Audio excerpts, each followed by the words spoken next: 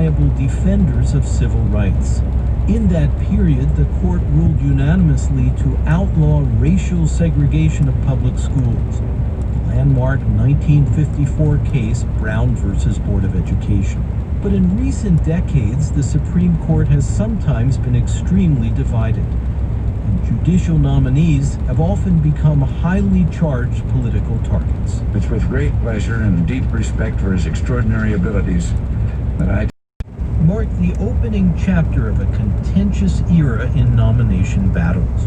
Many Democrats remembered Bork's role in firing the Watergate prosecutor in what came to be known as the Saturday Night Massacre.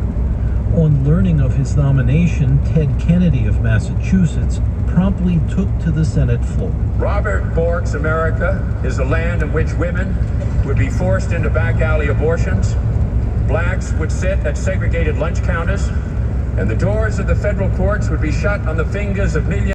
A former Yale law professor defended his judicial philosophy. How should a judge go about finding the law? The only legitimate way, in my opinion, is by attempting to discern what those who made the law intended. The intentions of the lawmakers govern, whether the lawmakers are the Congress of the United States enacting a statute, or whether they are those who ratified our Constitution and its various amendments. At issue was the concept of originalism.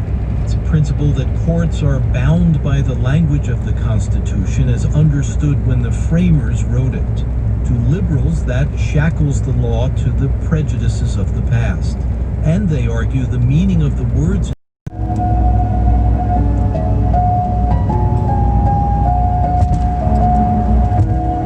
like, for example, those people who had backed Trump on how partisan battles in Washington affect our Supreme Court. if they were like You're US listening to attorneys, things like Humankind. that, they I'm will never David become. For more information on this segment, never part of become our justices project of the Judicial Supreme Court. Independence, and to Yeah. obtain Their audio names are ruined. downloads or CDs, please visit humanmedia.org. Share his judicial philosophy.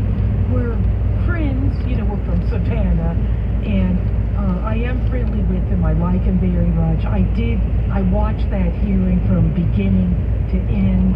I did feel like that. Now, in doing this, I'm not making a judgment against Anita Hill, who I know too.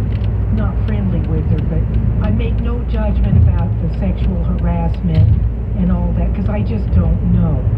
What I don't like